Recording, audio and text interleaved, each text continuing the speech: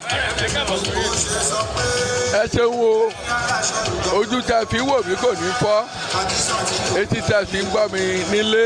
kò ní di èmi Peter Fatomilola Ifá ọmọ awo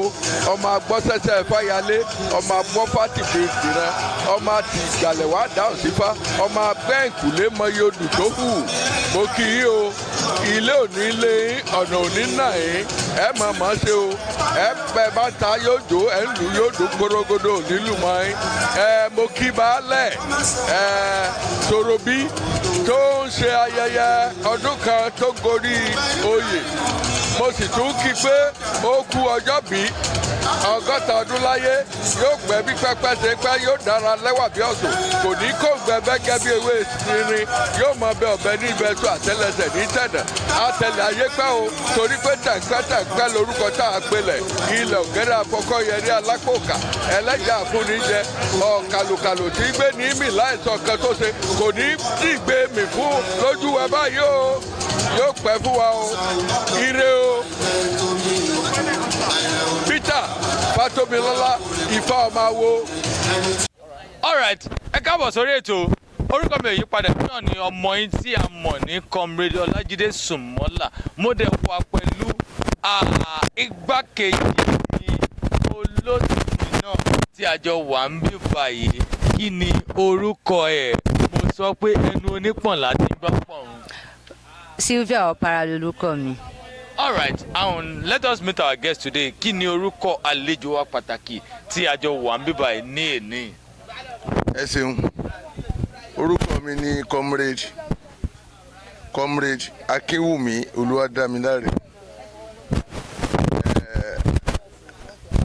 area commandant Oshodi Isolo local government area lábẹ́ ààrẹ wa Ọ̀túnba ààrẹ wa Ìbà Ganiu Ige Adams. Ẹ ṣeun gan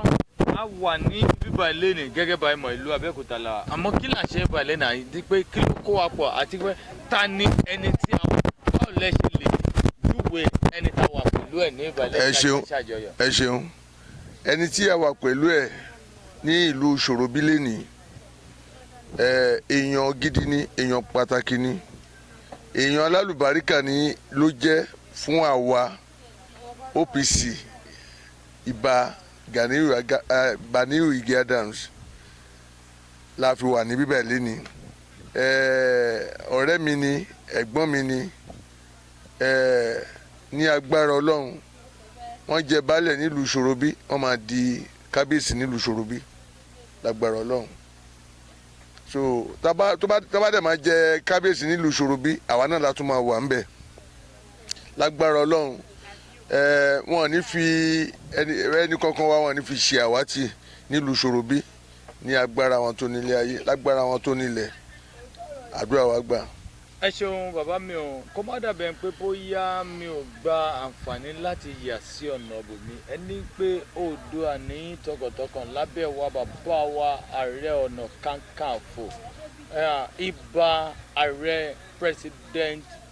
Gani Adams ní àkókò ìṣẹ́jú àyà bíi 30 seconds ìjẹ́ lè bá a sọ̀rọ̀ nípa OPC. OPC jẹ́ ẹgbẹ́ ìjàgbara fún ilẹ̀ Yorùbá ó jẹ́ ẹgbẹ́ ìjàgbara fún ilẹ̀ Yorùbá lábẹ́ ààrẹ wa Ìbà Ganiu Ige Adams lógún ọ̀fẹ́ o bàbá yẹn bàbá dáadáa ni tó ní òótọ́ tí wọ́n ní làwa náà fi ń tẹ̀lé wọn kò dẹ̀ síbi tí a lè tẹ̀lé wọn dé